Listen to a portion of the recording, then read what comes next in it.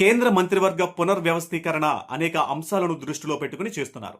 శాఖల పనితీరు, మంత్రుల ప్రవర్తన, రాబోయే అసెంబ్లీ ఎన్నికల అవసరాలు, ప్రాంతీయ పార్టీల చీలికలు, ఈ 4 అంశాల ఆధారంగానే మంత్రుల జాతకాలు మారబోతున్నాయి. విచిత్రంగా అందరూ ఊహించినట్లు బీహార్ మాజీ సీఎం నితీష్ కుమార్ కు ఈసారి మంత్రివర్గంలో స్థానం లభించడం లేదు. కానీ ప్రాంతీయ పార్టీలను చీల్చి ఎన్డీఏకు మద్దతుగా నిలిచిన నేతలకు పెద్దపీట వేస్తున్నారు. మొదటగా ఉద్వాసన జాబితాలో విద్యాశాఖ మంత్రి ధర్మేంద్ర ప్రధాన్ పేరు ముఖ్యంగా వినిపిస్తుంది. ఆర్ఎస్ఎస్, ఏబీవీపీ బ్యాక్గ్రౌండ్ ఉన్నప్పటికీ ఆయన హయాంలో జరిగిన 5 పెద్ద పొరపాట్లు కేంద్ర ప్రభుత్వాన్ని డిఫెన్స్లోకి నెట్టాయి. 2026లో నీట్ పేపర్ లీక్, సిబిఎస్ఈ కాపీల చెకింగ్ లోపాలు, యూజీసీ గైడ్లైన్స్ వివాదం, 2024లో యూజీసీ ఎన్ఈటీ లీకేజీ మరియు నూతన విద్యా విధానం అమలులో జాప్యం ఆయన పదవికి ఎసరు తెచ్చాయి. ఇక మరో సీనియర్ మంత్రి హర్దీప్ సింగ్ పూరిని కూడా పెట్రోలియం శాఖ నుండి తప్పించే అవకాశాలు ఉన్నాయి. అంతర్జాతీయంగా సంచలనం సృష్టించిన ఎఫ్ స్టీన్ ఫైల్స్ లో ఆయన పేరు రావడం, కాంగ్రెస్ ఆరోపణలు చేయడం, 74 ఏళ్ల వయసు రీత్యా ఆయనను పక్కన పెట్టబోతున్నట్లు తెలుస్తుంది. పంజాబ్కు చెందిన రవనీత్ సింగ్ బిట్టు రాజ్యసభ పదవీకాలం జూన్ 21తో ముగియడం, వచ్చే ఏడాది పంజాబ్ అసెంబ్లీ ఎన్నికల్లో లుధియానా నుండి ఆయన పోటీ చేయాలనుకోవడంతో ఆయనకు కూడా క్యాబినెట్ నుంచి విముక్తి చేయనున్నారు. ఇక బీజేపీ అంతర్గత పాలసీ అయిన ఒక వ్యక్తి ఒక పదవి కింద ఉత్తరప్రదేశ్ బీజేపీ అధ్యక్షుడైన ఆర్థిక శాఖ సహాయక మంత్రి పంకజ్ చౌదరిని, అలాగే ఢిల్లీ బీజేపీ అధ్యక్షుడైన హర్ష మల్హోత్రాను క్యాబినెట్ నుంచి తొలగించనున్నారు. కేరళ అసెంబ్లీ ఎన్నికల్లో ఓటమి, జూన్ 23న రాజీనామా చేసిన నేపథ్యంలో క్రైస్తవ ముఖం జార్జ్ కురియాన్ స్థానం కూడా ఖాళీ అయింది. ఇక కొత్త మంత్రులు వీరే. కొత్తగా మంత్రివర్గంలోకి 9 మంది చేరిక ఖాయమైంది. అందులో మొదటగా శక్తికాంత్ దాస్.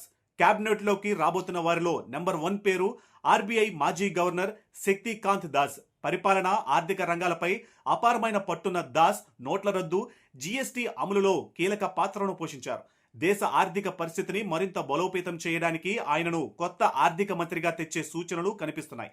ఇక అనురాగ్ ఠాకూర్. హిమాచల్ ఎన్నికలను దృష్టిలో పెట్టుకుని యువ ఓటర్లను ఆకర్షించేందుకు మాజీ మంత్రి అనురాగ్ ఠాకూర్ కు మళ్లీ చోటు దక్కనుంది. ఇక విడి శర్మ. మధ్యప్రదేశ్ నుంచి తదుపరి తరం జాతీయ నేతను తయారు చేసేందుకు బలమైన సంస్థాగత నాయకుడు విడి శర్మను ఢిల్లీకి పిలుస్తున్నారు. ఇక 4 రాఘవ్ చడ్డా. అన్నింటికంటే పెద్ద హైలైట్. ఆప్ నుండి బీజేపీలోకి చేరిన రాఘవ్ చడ్డా వచ్చే ఏడాది పంజాబ్ ఎన్నికల్లో ఆప్ను దెబ్బతీయడానికి రాఘవ్ చడ్డాకు కీలక మంత్రి పదవి ఇవ్వబోతున్నారు. ఇక శ్రీకాంత్ షిండే. మహారాష్ట్రలో ఆపరేషన్ టైగర్ ద్వారా ఉద్ధవ్ శివసేనను చీల్చిన ఏక్నాథ్ షిండే కుమారుడు శ్రీకాంత్ షిండే. సంజయ్ దినా పాటిళ్లకు తిరుగుబాటు చేసినందుకు బహుమతిగా మంత్రి పదవులు దక్కునున్నాయి. ఇక కాకోలి ఘోష్. బెంగాల్లో మమతా బెనర్జీని దెబ్బతీస్తూ 20 మంది ఎంపీలను చీల్చిన టీఎంసీ వ్యవస్థాపక సభ్యురాలు కాకోలి ఘోష్ దస్తీ దార్కు క్యాబినెట్ బెర్త్ కన్ఫర్మ్ అయింది. ఇక 7 అరుణ్ గోవిల్.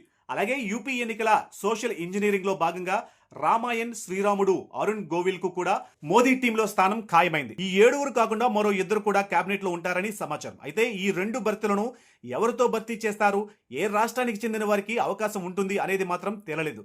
కురియన్ రాజీనామాతో కేరళ రాష్ట్రం బెర్త్ ఖాళీ అయ్యింది కాబట్టి కేరళ నుంచి ఒకరికి అవకాశం ఇవ్వవచ్చు. తెలంగాణలో అసెంబ్లీ ఎన్నికలను దృష్టిలో పెట్టుకుని 3వ మంత్రిని చేస్తారని టాక్.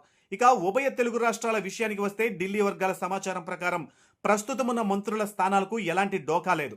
వారు యథావిధిగా కొనసాగుతారు. అయితే కొత్తగా చేర్చుకునే వారి జాబితాలో ఇప్పటి వరకు ఎవరి పేరు అధికారికంగా ఖరారు కాలేదు. కానీ పరిశీలనలో మాత్రం బలమైన పేర్లు ఉన్నాయి. తెలంగాణ నుంచి మల్కాజ్గిరి ఎంపీ ఈటెల రాజేంద్ర పేరు ప్రధానంగా పరిశీలనలో ఉంది.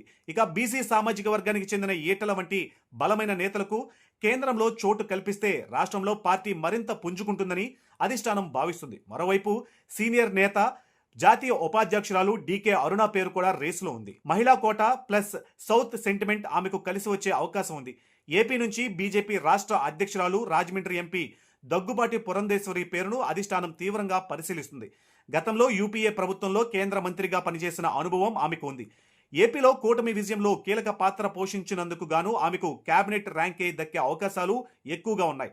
పర్ఫార్మెన్స్ లేని వారికి ఎంతటి సీనియర్లైనా నిర్మోహమాటంగా గేట్ పాస్ ఇవ్వడం, రాబోయే ఎన్నికల అవసరాలకు తగ్గట్లుగా కొత్త వ్యూహకర్తలను చేర్చుకోవడం నరేంద్ర మోదీ మార్క్ స్ట్రాటజీ. ముఖ్యంగా ప్రాంతీయ పార్టీల నుంచి తిరుగుబాటు చేసి వచ్చిన వారికి పెద్దపీట వేయడం ద్వారా విపక్షాలను మానసికంగా దెబ్బతీయాలని మోదీ, షాలు ప్లాన్ చేశారు.